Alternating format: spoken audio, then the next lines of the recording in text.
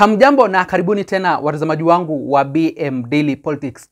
Chini ya miezi mitatu ijayo, wabunge watakuwa wanapitisha finance bill mpya pale kwenye bunge la kitaifa.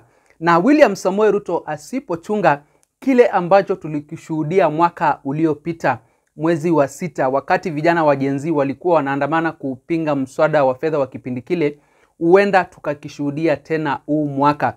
Kwa sababu yale mambo ambayo yamependekezwa katika hii finance bill ya huu mwaka wa 2025-2026 ni sawia na yale mambo ambayo yalikuwa yanapingwa na vijana wa Gen Z mwaka uliopita mwezi wa 6 pale jijini Nairobi.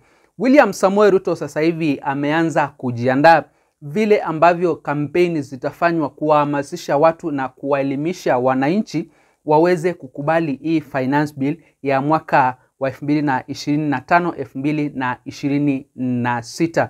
William Samoei Ruto alishtukiwa pale mwaka wa 2024 na ndio manake ilikuwa ni vigumu yeye kukubali ile finance bill, na baadaye aliweza kuitupilia mbali. Na sasa watazamaji wangu, kipindi hiki cha mwaka wa 2025 ni lazima William Samoei Ruto ajue vile ambavyo atakubaliana na vijana wa Gen Z, kwa sababu wao ndio wako mstari wa mbele kupinga hii finance bill ya mwaka 2025 na tayari wameanza kuikataa. Hata bado wabunge hawajapiga kura kukubali ama kukataa, lakini vijana wa Gen Z na wa Kenya tayari wameungana na kuanza kusema kwamba reject finance bill 2025. Na watazamaji wangu, kuna mambo ambayo yamependekezwa ndani ya hii finance bill ya mwaka 2025-2026 ambayo ningependa kukuelezea ndio ujue ni kwa nini vijana wa Gen Z na wa Kenya kwa ujumla wameanza kupinga hii finance bill ya mwaka wa 2025-2026.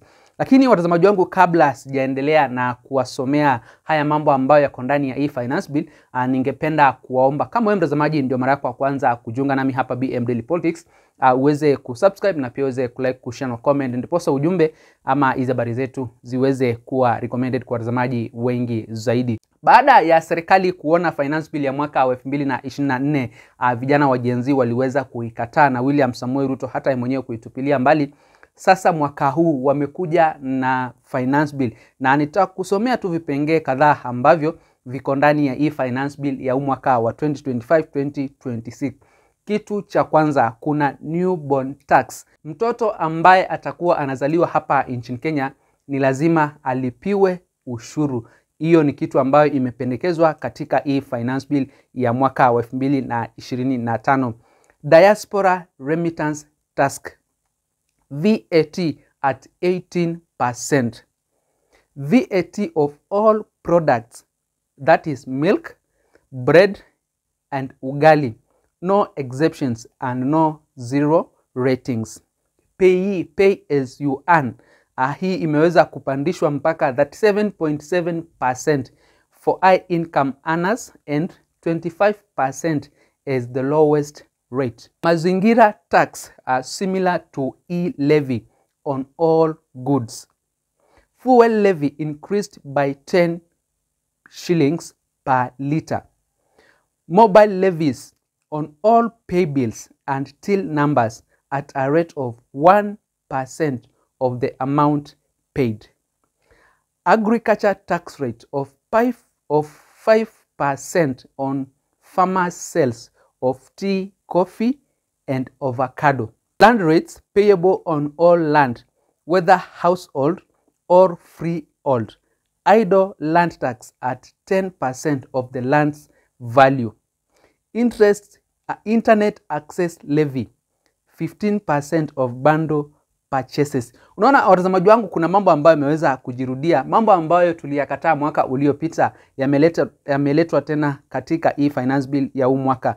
Mambo ya internet access, mambo ya land rates, mambo ya mobile levies, mambo ya pay, mambo ya newborn tax. Hayo mambo yote tulikuwa tumeyapinga katika ule mswada wa mwaka wa 2024-2025. Na ndio unaona tayari watazamaji wangu wa Kenya wameanza kutweet pale kwenye mtandao wa kijamii wa X wakisema kwamba reject finance bill. Kipindi hiki watazamaji wangu tayari wa Kenya wameanza kujiandaa na mapema kupinga ile finance bill. Hiyo nimekuambia sasa hivi, naye William Samoei Ruto kwa upande mwingine anatafuta mbinu ambaye atawahamasisha na kuwaelimisha wananchi umuhimu wa kulipa kodi, umuhimu wa kutozwa ushuru na umuhimu wa kulipa tax kupitia kwa campaigns, na tayari mabilioni ya pesa yametengwa kwa ajili ya ili zoezi la kuwaelimisha wananchi umuhimu wa kulipa hizi tax ambazo zitakuwa zinapendekezwa katika hii finance bill ya mwaka wa 2025 2026. William Samoei Ruto anafanya hivi ili kuzuia maandamano ama kuzuia upinzani ambao utaibuka pale mwezi wa 6 wakati hii finance bill itakapopitishwa pale kwenye bunge la kitaifa. Kama kuna kitu ambacho William Samoei Ruto anaogopa sasa hivi ni umoja wa vijana wa Gen Z, kwa sababu wao tu ndio wako na uwezo wa kumlazimisha yeye na kumshinikiza asikubali hii finance bill ya mwaka wa 2025 mpaka baadhi ya vipengee viweze kuondolewa. Vipengee kama hivi vya newborn tax, mambo ya mazingira tax, fuel levy. Kwanza fuel inaongezwa na shilingi 10. Haya, kuna mambo ya mobile levies, kuna agriculture tax, land rates na pia internet access. Hayo ni mambo ambayo watazamaji wangu huenda yakaleta shida na yakawashinikiza wananchi waingie tena kwenye maandamano pale mwezi wa 6 kupinga mswada wa fedha wa mwaka wa 2025 2026. Ruto is not taking any chances with the 2025-2026 finance bill. What is, he is already pouring billions into a full-blown public campaign to convince Kenyans to get behind it. Get ready for a flood of useless lectures about patriotism, how supporting the bill means supporting the country, how letting them tax you is some kind of noble act.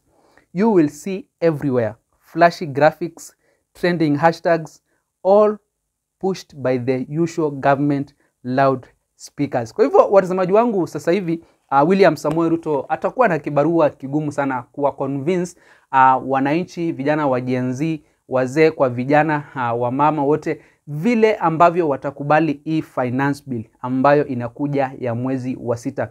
Mwaka wa 2024 alijionea madhara ya ile finance bill ambayo ilikuwa imepitishwa kipindi kile, na sasa hawezi akakubali hayo matokeo yashuhudiwe tena kwenye mwaka wa 2025. Ile finance bill ilivuruga serikali yake pakubwa sana. Siku ya leo hii broad based government ambayo tunaiona sasa hivi imetengenezwa na Raila Amolo Odinga pamoja na William Samoei Ruto ni matokeo na madhara ya yale maandamano ambayo yalifanyika mwezi wa 6 mwaka uliopita kupinga mswada wa fedha wa mwaka wa 2024-2025. Kama sio yale maandamano, watazamaji wangu, William Samoei Ruto angekuwa ameendelea kufanya kazi na wale mawaziri wake. Hakuna waziri ambaye angefanywa reshuffling. Lakini yale maandamano yalimfungua macho. Wakenya hawakuridhishwa na uongozi wa William Samoei Ruto. Wakenya walikuwa wanakataa taksi zaidi. Wakenya walikuwa wanakataa kutozwa ushuru. Wakenya walikuwa wanakataa mambo mapya ambayo yalikuwa yanapendekezwa katika ile finance bill ya mwaka wa 2024. Na kipindi hiki, kama vile ambavyo nimewaelezea watazamaji wangu, tutaanza kushuhudia tofauti kubwa sana hivi karibuni. Tutaanza kuona serikali imeanza zoezi la kufanya education, inawaelimisha wananchi waweze kukubali mswada wa fedha wa mwaka wa 2024-2025.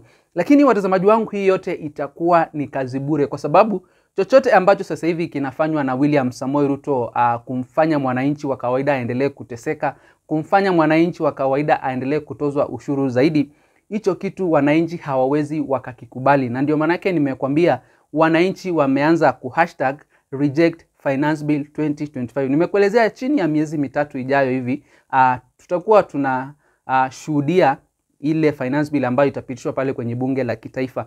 Wananchi watafanya public participation, wakubali ama waikatae. Lakini watazamaji wangu, unajua hata wananchi wakikataa, wale ambao wako na uamuzi wa mwisho ni wale wabunge ambao wanavote pale kwenye bunge la kitaifa. Wao wakikubali, basi itapelekwa kwa William Samoei Ruto, na William Samoei Ruto naye atatia saini, wananchi waanze kufanya kazi na hiyo finance bill. Na kwa hivyo njia pekee ambayo wananchi wanaweza kumsimamisha William Samoei Ruto asisign ile finance bill ni kupitia kwenye maandamano, kama tu vile ambavyo ilifanyika mwaka uliopita. Vijana mamilioni ya wananchi walijitokeza pale jijini Nairobi kwenye miji mikuu hapa nchini Kenya. Kila mahali kulikuwa na maandamano, na William Samoei Ruto baadaye alisikia kilio cha wananchi na kutupilia mbali hiyo finance bill, na mpaka sasa kumekuwa kumetulia. Vijana wa Gen Z hawajaonekana kuingia tena kwenye maandamano kwa sababu ya mambo kama haya ya ushuru. Watazamaji, nitakomea hapo, lakini sijui maoni yenu ni gani kuhusiana na haya mambo ambayo yamependekezwa katika hii finance bill ya mwaka wa 2025 2026. Je, wewe unakubaliana nayo ama unayapinga tu kama vile ambavyo ulipinga ile ingine ya mwaka wa 2024? Hebu niachie maoni yako hapo kwenye eneo la comment section mtazamaji. Na kabla sijatamatisha, ningependa kukuomba kama wewe ndio mara yako ya kwanza kujiunga nami hapa BM Daily Politics, uweze kusubscribe na pia uweze kulike, kushare na comment, ndiposa ujumbe ama hizi habari zetu ziweze kuwa recommended kwa watazamaji wengi zaidi. Usiende mbali mtazamaji, nitakuwa narejea hivi punde na mengi zaidi ya kukufahamisha.